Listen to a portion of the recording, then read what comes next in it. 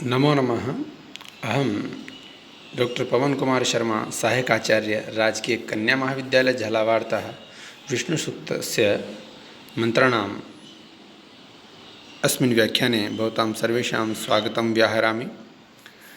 छात्रा, इतः पूर्वम् अस्माभिः विष्णुसूक्तस्य प्रथममन्त्रस्य अध्ययनं कृतम्। इदानीं वयं विष्णुसूक्तस्य मन्त्रसङ्ख्या तृतीयं च मन्त्रं पठिष्यामः। पश्यामस्तावत् द्वितीयं मन्त्रम्।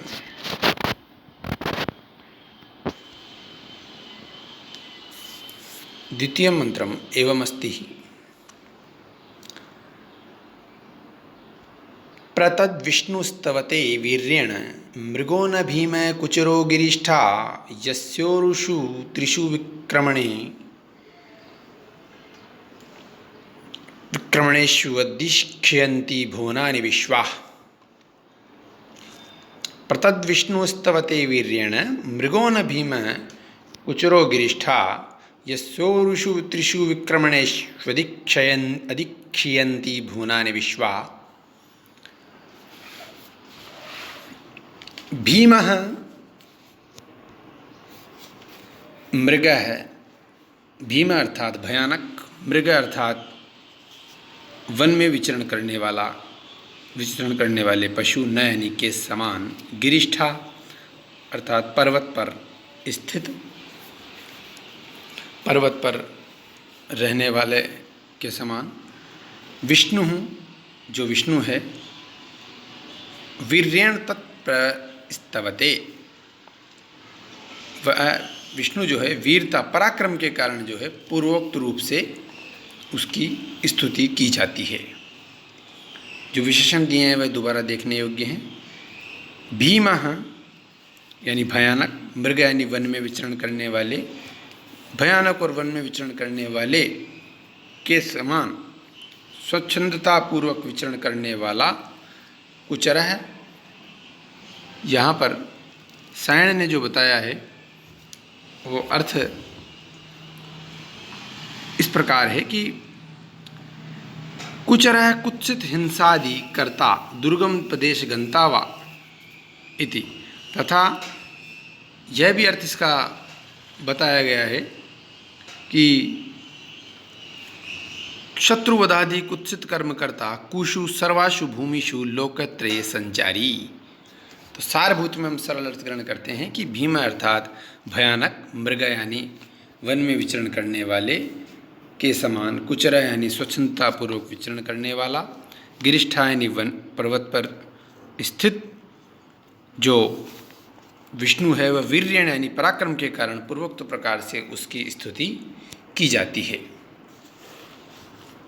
जिस विष्णु ने यस त्रिषु उरुषु विक्रमणेषु विश्वाभुवनानि अधिक्षयन्ति, अर्थात जिसके त्रिषु उरुषु,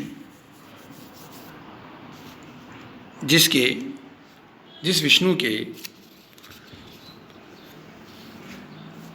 उरुषु यानी विस्तृत, विशाल, विक्रमणेषु यानी पादक्षेपों में, चरणों में, विश्वा यानी संपूर्ण रूप से स्थित जो भुवनानि यानी लोक हैं वह निवास करते हैं। अर्थात जिस विष्णु ने तीन डगों में ही संपूर्ण रूप से नाप लिया था, तो उसी 3 डगों में जो है, 3 पैरों में, 3 पादक्षेपों में, चरणों में, विश्वा भुवनानि यानी सारे जो भुवन हैं, लोक हैं, अधिक्षयन्ति यानी वो निवास करते हैं। तो दोबारा एक बार अर्थ को संक्षिप्त रूप से देख लेते हैं कि भीमा यानी भयंकर, मृग यानी वन में निवास करने वाले पशु के समान, स्वच्छंदतापूर्वक विचरण करने वाला, गिरिष्ठा यानी गिरिष्ठा अर्थात पर्वत पर स्थित, इसका पर्वत पर स्थित जो विष्णु है वह वीर्येण यानी वीरता के कारण पूर्वक प्रकार से उसकी स्तुति की जाती है। और जिसने कि तीनों अपने उरुषु यानी विस्तृत, विक्रमणेशु यानी पादक्षेपों में, चरणों में, विश्वा यानी जिसके तीनों चरणों में, विश्वाभुवनानि यानी अखिल संपूर्ण रूप से जो सारे भुवन हैं, लोक हैं, अधिक्षयन्ति यानी निवास करते हैं। विशेष अर्थ के बारे में विचार करें तो यहाँ पर जैसा कि मैंने बताया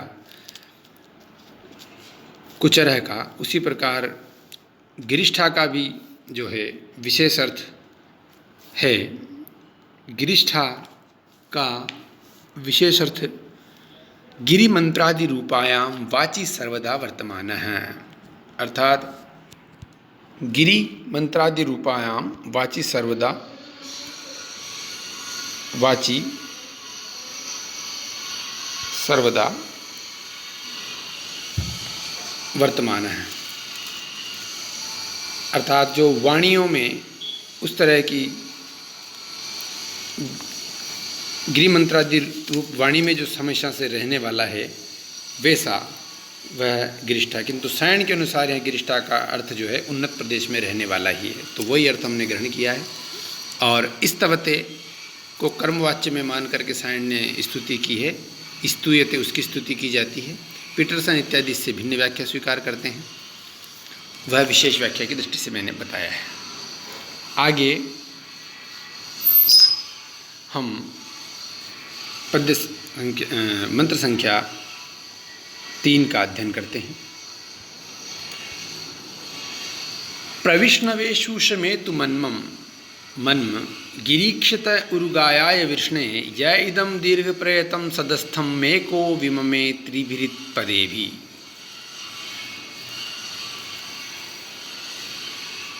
तीसरे मंत्र की व्याख्या इस प्रकार है। गिरीक्षते, गिरीक्षिते अर्थात पर्वतों पर रहने वाले, निवास करने वाले, उरुगाया यानी सबके द्वारा जो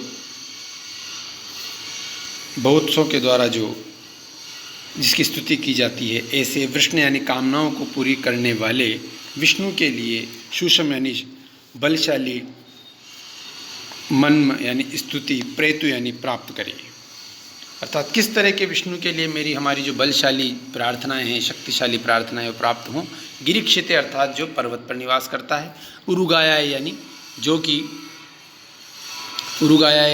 कि बहुत्सों के द्वारा जिसकी प्रसिद्धि गाई जाती है, विष्णु यानी जो कामनाओं को पूरी करने वाला है, ऐसे विष्णु के लिए शूषम यानी बल, शक्तिमान, मन में यानी मेरी स्तुतियाँ, प्रेतु यानी प्राप्त हो, जय जिसने की, एक यानी एक ने भी, इत यानी ही, त्रिभी यानी तीनों, पदे भी अर्थात पैरों के द्वारा, चरणों के द्वारा, इदम दीर्घम इस दीर्घ विशाल, प्रयतम विस्तृत फैले हुए, सदस्थम यानी साथ रहने के स्थान को विम में यानी व्याप्त कर दिया था। विम में और सदस्थम ये शब्द पूर्व में भी आए हुए हैं, हमारे परिचित हैं। तो गिरीक्षिते चतुर्थी विभक्ति का रूप हुआ, उरुगायाय विष्णु, ये तीनों विष्णु के विशेषण हैं। तो पर्वत पर निवास करने वाले, बहुतों के द्वारा जिसकी स्तुति गाई जाती है, ऐसे विष्णु यानी कामनाओं को पूरी करने वाले, विष्णवे यानी विष्णु के लिए, शूषम यानी बल, शक्तिमान मेरी प्रार्थनाएं उसको प्राप्त हों, जिसने एक ने भी तीनों पैरों के द्वारा, अकेले ने भी तीनों पैरों में ही, इदम यानी यह, दीर्घ यानी विशाल, प्रयतम यानी विस्तृत, सदस्थम यानी जो निवास स्थान है उसको अकेले ने ही विम में यानी व्याप्त कर दिया था। तो इसकी भी विशेष व्याख्या देखते हैं। तो विष्णवे जो कि सर्व कुछ व्यापक करने वाला है, शूषम यानी हमारा जो मेरी बलशाली, हमारी शक्तिशाली प्रार्थनाएं विष्णु को प्राप्त हों, और उरुगायाय बहुविगीयमानाय ये सायण ने व्याख्या की है। और जो यहाँ पर विशेष उसने कहा है वो कहा है सायण के द्वारा कि यो विष्णुरिदम प्रसिद्धम दृश्यमानम दीर्घमति विस्तृतम प्रियतम नियतम सदस्थम सस्थानम लोकत्रयम एक एव अद्वितीय संत्रिभी पदेवी पादैर विम में विशेषण निर्मितवान। अर्थात उरुगाय गिरीक्षिते का ये जो एक होते हुए भी जिसने अकेले ने ही तीनों पैरों से इस संपूर्ण संसार को इसने व्याप्त कर लिया था, तो ऐसे जो विष्णु को मेरी यह बहुतों के द्वारा गाए जाने, स्तुति किए जाने वाले, ऊंचे स्थान पर रहने वाले और कामनाओं को पूरी करने वाले विष्णु को मेरी यह प्रार्थनाएं स्तुतियाँ प्राप्त हों। तो यहाँ पर उरुगायाय पद में गा का अर्थ सायण ने ज्ञान किया है, किंतु पीटरसन ने इसका अर्थ गमन किया है। उरुगायाय का अर्थ बड़े बड़े पद वाला बेल यह किया है। तो विभिन्न व्याख्याकारों के अनुसार मंत्र विशेष के विशेष शब्दों की व्याख्या विभिन्न प्रकार से की जाती है। प्राय सायण का अर्थ हम ग्रहण कर रहे हैं यहाँ पर, और छंद की पूर्ति के लिए सुषम को शु उषम यह उच्चारण हमें करना चाहिए। तो इस तरह से जो है मंत्र संख्या 2 और 3 का व्याख्यान समाप्त होता है। जय तो भारतम, जय तो संस्कृतम। धन्यवाद है।